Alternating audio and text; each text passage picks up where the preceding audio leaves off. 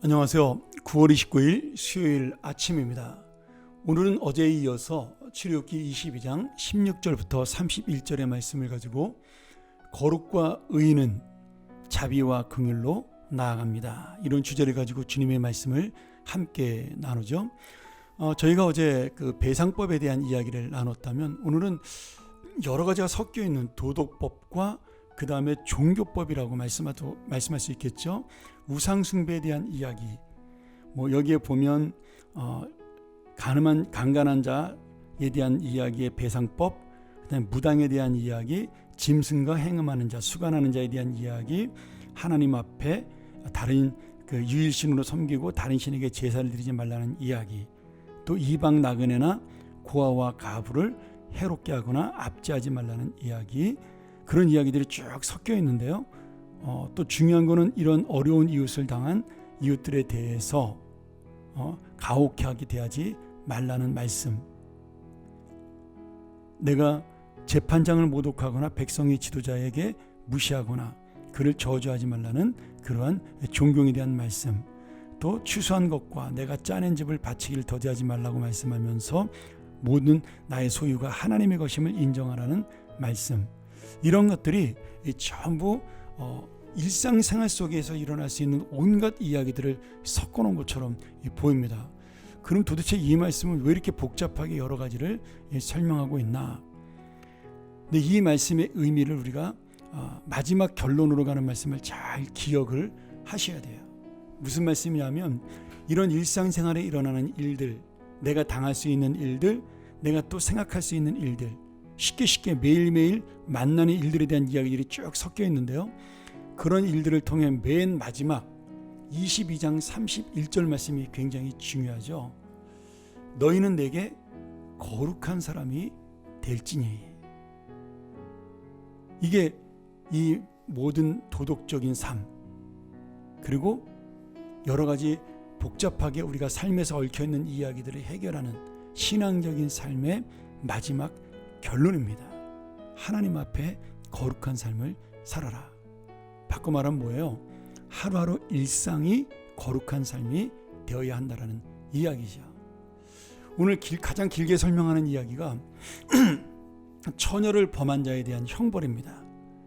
자, 당시의 고대 사회에서 처녀는 부모의 소유였어요.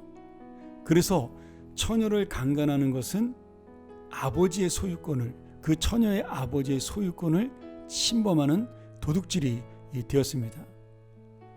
그래서 이 처녀를 강간한 사람은 그 아버지에게 일정한 결혼 집착금, 여기는 납폐금이라고 되어 있는데 결혼할 때 주는 돈을 지불하게 되어 있었습니다.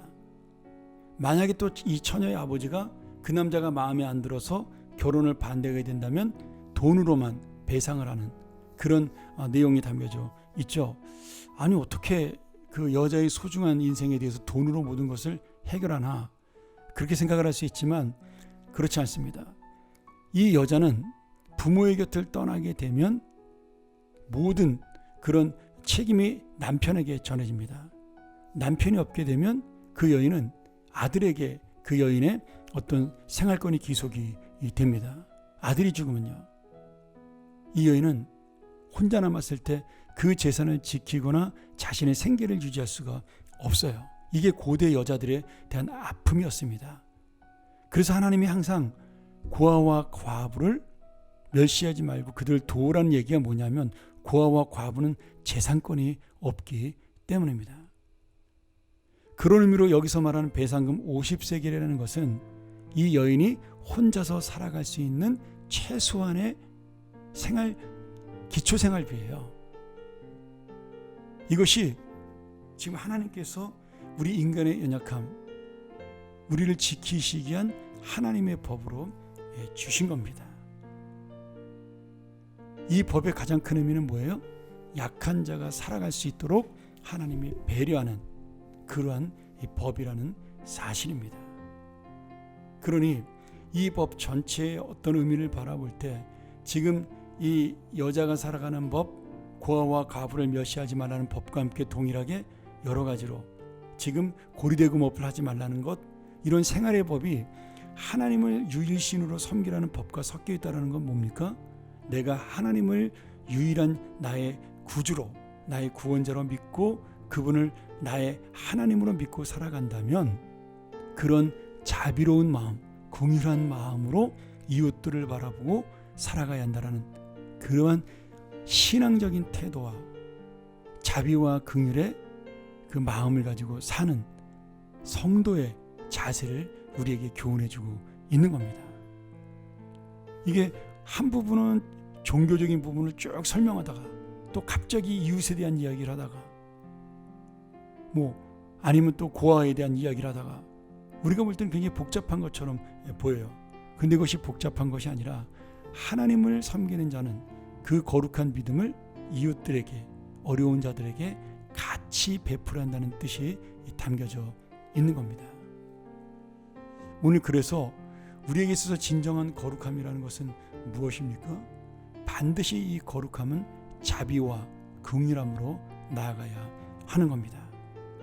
우리가 출애굽기 19장에서 그런 말씀을 함께 나누었습니다. 지금 이 세상, 이 소유가 전부 하나님의 것이다. 그러면 이웃도 하나님의 것이죠. 19장 6절에 세계가 다 내게 속하였나니 너희가 내게 대하여 제사장 나라가 되며 거룩한 백성이 되리라. 그러면 그 하나님께 속한 모든 사람들, 이웃들도 포함되어 있습니다. 가난한 자도 포함되어 있고 부자도 포함되어 있고 모든 사람이 다 거기 포함되어 있는 거죠. 그 모든 사람이 하나님의 통치 속에 있는데 그 하나님의 거룩한 통치 속에 있는 사람을 내가 대신해서 지금 도울 수 있고 또는 통제할 수 있고 왕이라면 다스릴 수 있는 겁니다. 그때 이들을 하나님의 마음, 하나님의 그 신앙을 가지고 거룩한 마음으로 이들을 바라볼 때 우리는 제사장 나라가 되고 거룩한 백성이 될 수가 있다는 거죠. 그러니 지금 이웃을 향한 말씀, 이 도덕에 대한 말씀이 단순히 우리의 일상생활을 말하는 것이 아니라 거룩하신 하나님을 인정하는 삶, 그것이야말로 유일하신 하나님을 내가 믿는 믿음의 삶이라는 사실을 말씀해주고 있는 겁니다. 여러분 이 쭉 출애굽기 22장 16절부터 읽어보면요, 우리가 오늘날 생각해 볼 수 있고 오늘날 우리가 행하고 있는 잘못된 마음들, 불신앙들, 하나님은 내가 믿으면서도 하나님의 말씀대로 살지 못하는 자의 모습들이 많이 나와 있습니다. 이것이 바로 우리가 하나님의 말씀을 내 생활 속에 받아들이지 못하는 안타까움이에요. 우리의 연약함입니다. 오늘 다시 한번 이 말씀을 생각하면서 우리의 거룩함과 의로움, 하나님의 거룩함과 의로움은 반드시 우리의 자비로운 삶과 긍휼한 마음으로 이웃을 향하여 나가야 합니다. 오늘 하나님이 세운 자를 존경하고 하나님이 우리에게 허락한 연약한 자를 돌보는 것, 그것이야말로 이 십계명의 가장 근본적인 정신이고 하나님의 거룩함을 우리가 이 땅에 나타내는 방법이라는 사실을 다시 한번 깨달으면서 오늘도 하나님의 거룩과 의를 우리의 자비함과 긍휼함으로 나타내는 귀한 하루가 되기를 주의 이름으로 축원합니다. 함께 기도하죠. 하나님 아버지 감사합니다. 오늘 우리가 다시 한번 이 말씀 기억하며 우리의 거룩한 신앙이 종교적인 삶으로 끝나지 아니하고 내가 하나님을 유일하신 나의 아버지요 나의 구주로 인정하는 그런 믿음을 가지고 나아갈 때 그 하나님이 나에게 허락하신 이 세상을 주님의 통치로 받아들이고 나에게 주신 이웃들을, 나에게 주신 사명들을 놓치지 아니하고 그 사명으로 내가 이웃들을 돌보는 삶이 되게 하여 주옵소서. 거룩함과 긍휼함이 만날 때 주의 나라가 이루어진다는 사실을 기억하며 이 한 절 한 절이 우리의 삶 속에서 어떻게 실제적으로 이루어지는가를 돌아보는 하나님의 사람이 되게 하여 주옵소서. 예수님의 이름으로 기도하옵나이다. 아멘. 우리 다시 한번 이 말씀 묵상하며 함께 나가기를 원합니다. 주여, 나의 이 거룩한 믿음이 긍휼한 행함으로 자비로운 나의 마음으로 하나님의 뜻을 펼치는 삶이 되게 하여 주옵소서. 함께 기도하겠습니다.